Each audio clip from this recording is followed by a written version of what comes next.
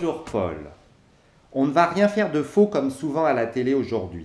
Je vous vois donc dans le cadre de mon livre-film, son titre « Risque de chance », traduction littérale de l'idéogramme chinois du mot « crise ».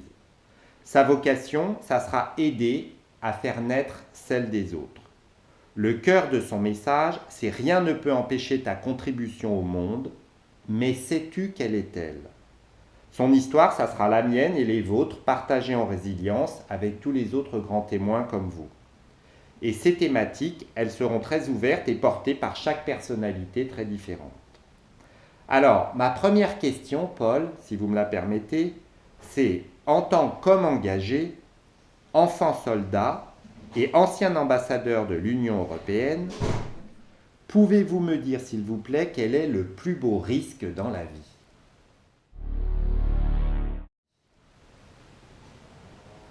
C'est de ne pas savoir saisir le risque. De ne pas savoir saisir le risque. Oui. Parce qu'une fois qu'on échappe à la mort, par exemple, parce que je devais être fusillé, et je n'étais pas soldat, je veux dire, maquisard. Ce serait dommage de laisser passer cette chance, quoi. Vite, risquer la mort. Risquer la mort. Moi, il peut y avoir des morts justes, des morts pas justes. J'étais élève et j'ai participé à des tas de choses importantes, comme par exemple... Pardon, je vous dis à bientôt. La lutte pour l'indépendance du Vietnam, parce que j'étais en Cochinchine. La Cochinchine, c'était une colonie française par rapport à d'autres parties du Vietnam qui étaient des protectorats. Et c'est dans cette Cochinchine où j'étais formé à la française, donc j'étais né français, parce qu'à l'époque, on est sujet français parce qu'on ne parle pas français, ou bien on est français parce qu'on parle français. Eh bien, moi j'étais né avec un père qui parlait français, mon père était vietnamien, et j'étais au lycée, en lycée dirigé par un français qui s'appelait Le Janic, en breton, et sa femme, Le Janic, nous apprenait à chanter. Donc j'étais formé pratiquement à la française. Je connaissais mieux la langue française que le vietnamien. Sauf pour le vietnamien parler tous les jours, là oui, mais je n'ai rien appris dans la culture vietnamienne, mais plus tout ce qui est français. Et votre maman, elle était française ? Ma maman est vietnamienne. Mon père était vietnamien, mon père était, comment on dit ça, même maintenant aujourd'hui, je ne me souviens plus, était super préfet. D'accord. C'est-à-dire, comment on dit ça? Je ne me souviens plus. Je vais retrouver le nom.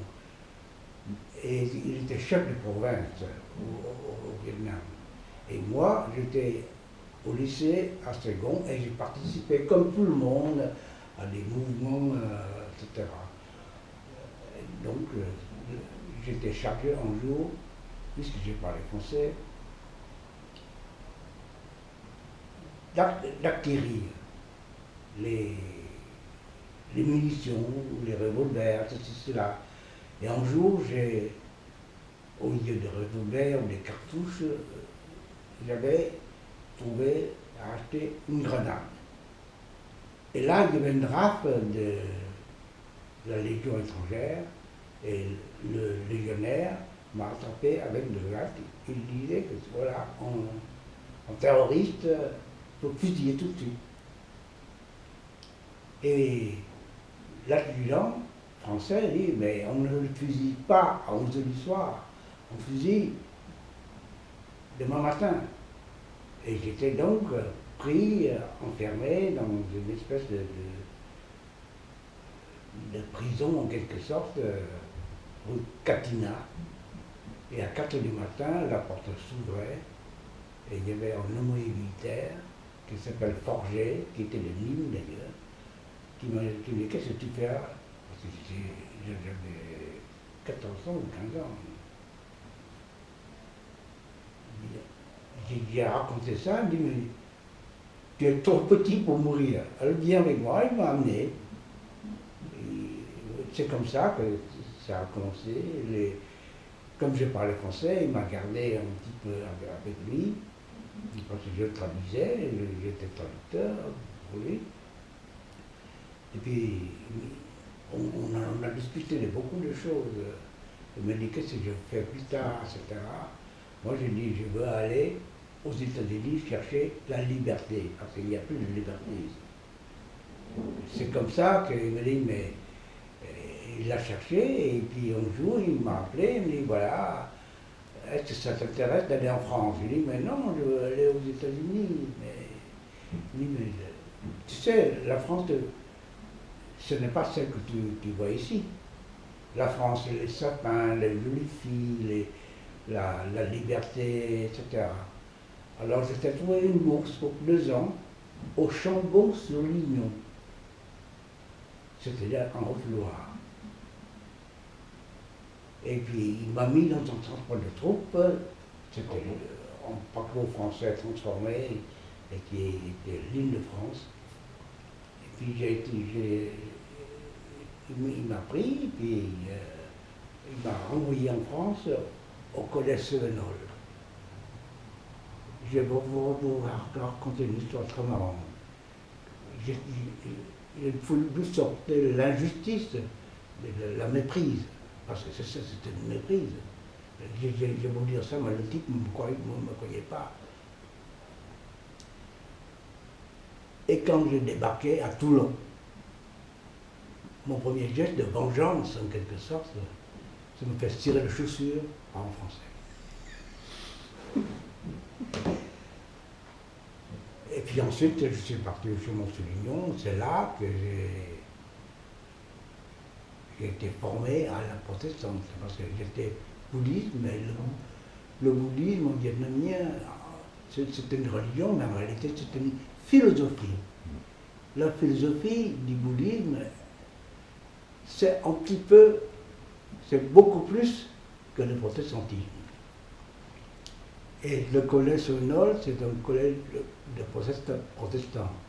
Et le Chambon-sur-Lignon était l'endroit qui a reçu le titre de juste, parce qu'on a sauvé là des petits enfants juifs énormément. Alors vous comprenez que formé au collège Sevenol avec un homme comme Paul Ricoeur, c'est un grand philosophe, c'était extraordinaire.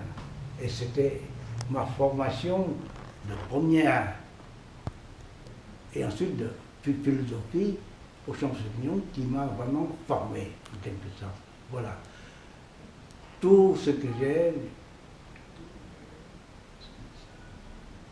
en dehors de mon éducation, je dirais, généreuse, parce que mes parents étaient riches,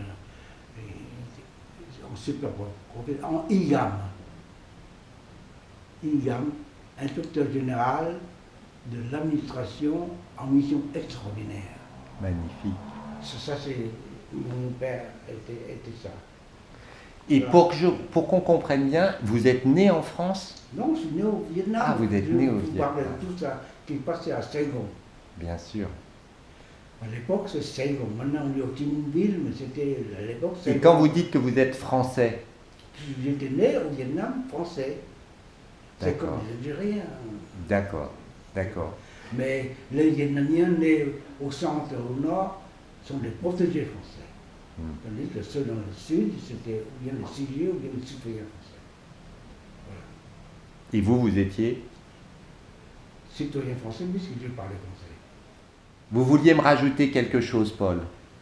Puisque vous étiez... Je n'ai jamais été vraiment un soldat, mais j'étais maquisard et spécialiste, comment ça s'appelle déjà un bazooka bazooka. J'étais spécialiste de bazooka. Voilà. D'accord. Donc vous étiez un spécialiste du bazooka. Oui, je portais ça, je suis entré dans le maquis. J'étais dans le maquis. On marchait la nuit, on fait la guerre la nuit, la journée, on se repose. Hein. C'était ça. Alors j'étais maquillage, je vous donne un article là-dessus. Et alors c'était Auchenbon-sur-Lignon, formé à la protestante. Je connaissais l'histoire de France mieux que les petits Français, à l'époque. Maintenant, j'oublie tout ça. Et j'étais ensuite, j'ai raté ma deuxième partie du bac. Alors je suis venu à Paris, travailler la nuit, le jour, aller à l'école, etc. Et c'est comme ça que j'ai été reçu à la deuxième partie du bac, et puis à Dimension pour pouvoir enseigner à Sciences Po son concours. C'est là que j'ai été avec Jacques Chirac et Michel Rocard. Michel Rocard. Je m'entendais mieux avec Chirac qu'avec Rocard. Parce que Rocard voulait créer un autre parti socialiste, PSU, je crois. Voilà, c'était deux amis très chers. Et alors, dites-moi, fort de ce voyage, et puis ensuite, vous êtes devenu... J'étais formé d'abord à la protestante. Oui. Après votre bac, la protestante, Sciences Po, et ensuite... D'abord, j'étais formé à la protestante déjà avant d'avoir tout le bac, puisque j'étais au Chemin-sur-Lignon. Oui. C'est là qu'on a formé les meilleurs gens de générosité. Oui. Les protestants, et c'est le seul village en France, le seul endroit en France qui reçoit le titre de juste d'Israël. J'étais formé, pas par n'importe qui, mais par Paul Ricoeur. Paul Ricoeur, c'était un grand philosophe. Hein. Les protestants ont même créé une école de théologie au nom de Paul Ricoeur, qui se trouve au boulevard Argos. Et tout ça, ça vous a amené à devenir ambassadeur de l'Union européenne. C'est au Chemin-sur-Lignon où je fréquentais beaucoup de gens. Comment c'est devenu Après, j'ai travaillé chez Renault. Oui. Et pour faire chez Renault, comme j'étais pas mal, excellent, j'étais chargé de l'étude de marché. Et j'étais chargé un jour de faire l'étude de marché sur le Benelux. Je prenais le TEE à l'époque, Trans-Europe Express. À l'époque, entre Paris et Bruxelles. Et c'est comme ça que j'ai rencontré un monsieur qui avait les cheveux blancs, la poudre, Coulmurville. On a bavardé et il m'a dit que c'est bien à Bruxelles parce que c'est le début du marché commun. La communauté européenne, la communauté économique européenne, l'Euratom. Alors c'est comme ça qu'il m'a orienté vers l'Europe et j'ai essayé. Je me suis présenté, à l'époque c'était tout petit, hein, en italien qui m'a dit j'ai besoin d'un vrai français qui parle français, qui écrit le français. Moi j'ai dit je connais mieux que le français le latin. Je lui ai récité en tout latin de l'écrit, une chose numératrice, tempora sifflerint nubis soluceris. Il ne voulait pas de moi, mais j'ai été pris quand même. À partir de ce moment-là, c'est tout changé ce mois et c'est comme ça que j'ai commencé ma carrière.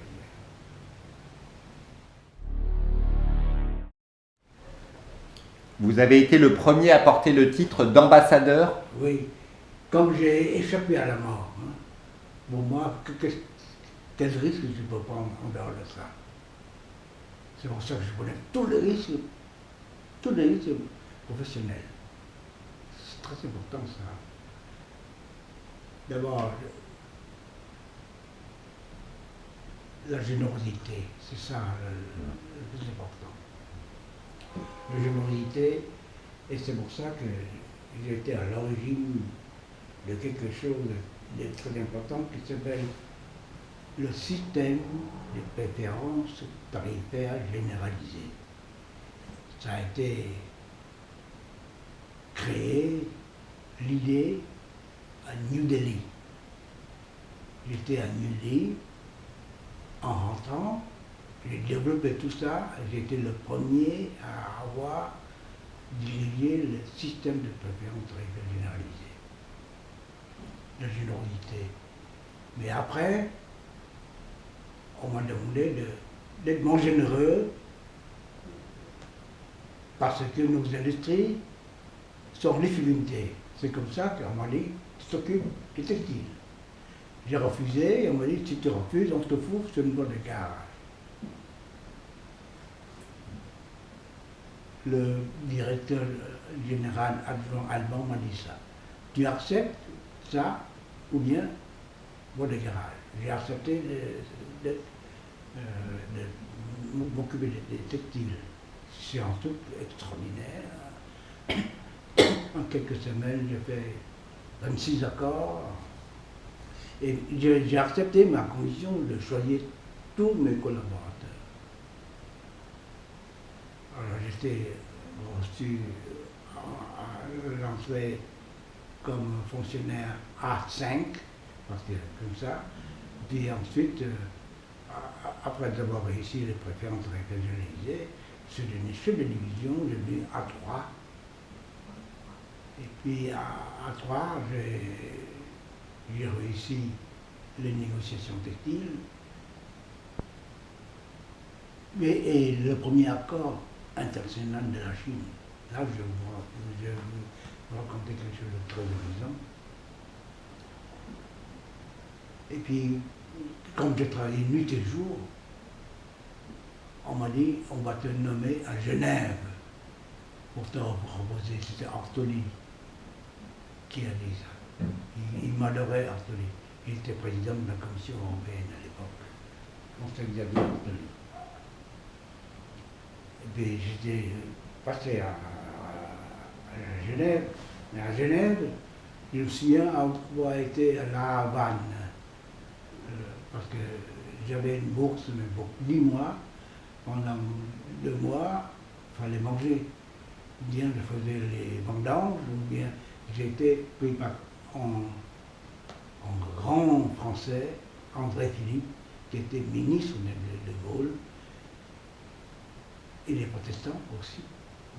Parce qu'il vous a nommé à Genève, vous aviez besoin de vivre. Oui, mais j'étais formé par des gens comme André Philippe. Et oui, quand j'étais étudiant, il m'a pris 2 mois. Je me souviens, je faisais le vendange pour manger, Oui. ou bien je portais ce valise à La Havane. C'est à La Havane que j'ai découvert la charte de La Havane.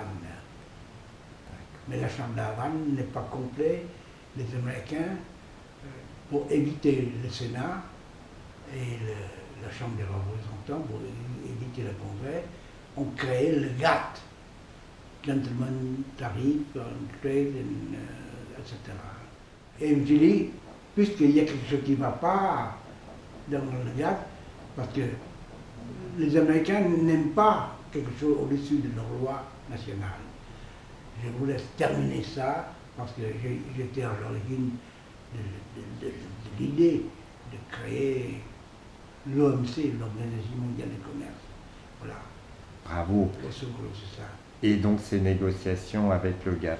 Oui, et puis c'était à Genève que je défendais les intérêts des États membres parce que j'étais le porte-parole exclusif des 12 États membres. À l'époque, c'était 12, puis ensuite 15. Et à ce moment-là,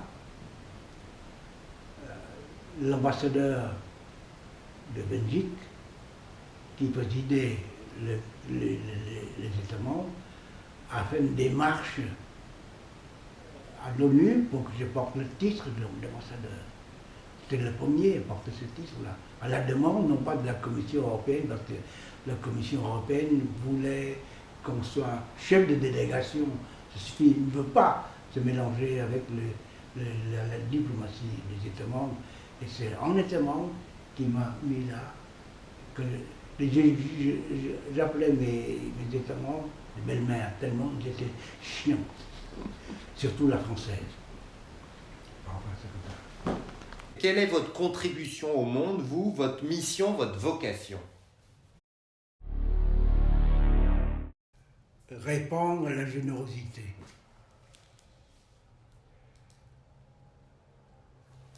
Répandre la générosité. Et ne jamais mentir.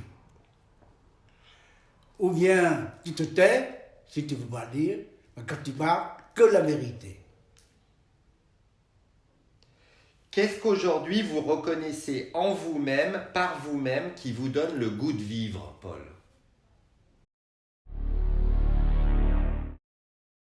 Qu'est-ce qui vous donne le goût de vivre? L'injustice. L'injustice à tous égards. C'est pas seulement les violents, etc. Tout ce qui est injuste me dégoûte. Et à l'époque, au Vietnam, je chantais Maréchal Nouvola. Mais j'ai appris aussi les connais-tu les trois couleurs de France, celles qui font rêver les cœurs de gloire et d'espérance. Cette chanson, j'ai appris quand j'avais 9 ans. Parce qu'à l'époque, c'était vichiste, le Sud-Vietnam. Est-ce que face aux difficiles que vous avez bien connus, puisque vous avez échappé à la mort, n'est-ce pas souvent en s'ouvrant à toute autre chose, quand on est face à quelque chose de difficile, est-ce que ce n'est pas en s'ouvrant à toute autre chose que les solutions naissent? Non, j'ai toujours découvert que j'ai de la chance. Je suis né sous cette chance. Échappé à la mort, tous les risques que j'ai pris, j'ai la chance de les résoudre.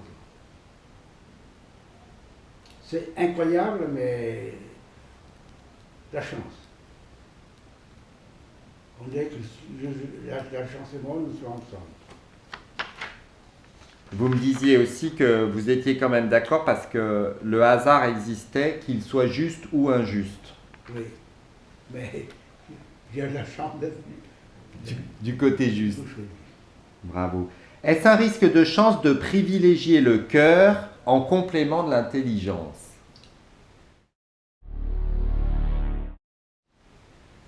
Vous avez reçu mon mot là-dessus. Non, pour moi, l'intelligence n'est rien sans cœur. L'intelligence sans cœur, c'est les grands riches, les grandes compagnies, etc., tout ce que vous voulez. Mais c'est parce qu'il y a un risque d'exploiter les autres. Sans le cœur, on exploite. Sans le cœur, on exploite. Est-ce un risque de chance de considérer sa vie comme du rab?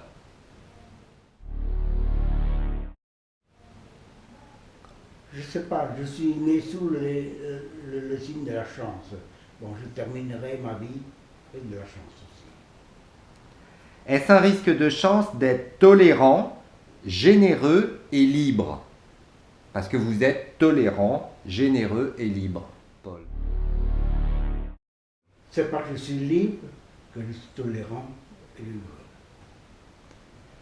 Qui êtes-vous, Paul, comme magicien et que faites-vous en tant que magicien dans ce monde? Réduire le nombre d'habitants, réduire la nourriture et rendre les gens heureux. Voilà. Que voudriez-vous voir se réaliser dans le monde au travers de vous ou au-delà de vous?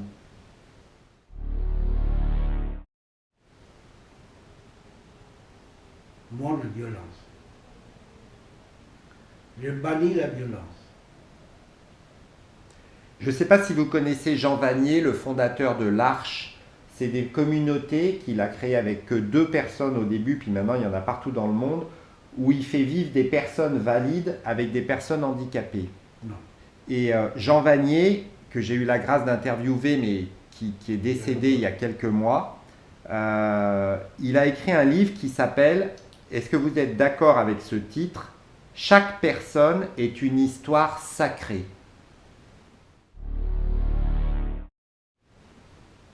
C'est une histoire, mais pas sacrée. Pourquoi pas sacrée? Parce qu'on dirait que sacré, c'est quelque chose d'intouchable. Alors, une histoire, c'est une histoire. Tout simplement. Qu'est-ce que vous vivez dans votre vie que vous souhaiteriez voir continuer aujourd'hui? Le cœur avec l'intelligence. Je dirais même avant l'intelligence. Parce que on faisait des choses absolument fantastiques avec le cœur, de plus valable qu'avec l'intelligence, d'après moi. J'ai le sentiment que j'ai réussi ma vie plus avec le cœur qu'avec ma formation, qu'avec mon intelligence. Parce que si je n'avais pas de cœur, je ne pourrais pas raisonner comme je l'ai fait. L'intelligence, ça s'acquiert, le cœur, ça ne s'acquiert pas. Je vous étonne, hein? C'est un beau message aux jeunes, ça aussi. C'est bien d'apprendre, mais apprends aussi à écouter ton cœur. Apprendre intellectuellement, c'est une chose. Mais apprendre, comme vous dites, c'est l'instinct. C'est l'instinct, mais ça peut être quand même favorisé par un environnement aimant. Il y a des environnements où on écoute plus ou moins son cœur. Je ne sais pas. Je ne suis peut-être pas d'accord avec vous. Si je peux me permettre cette question, Paul, avez-vous un défaut dont vous souffrez? Oui. Parfois, je mens. C'est quoi l'intention positive derrière ce mensonge?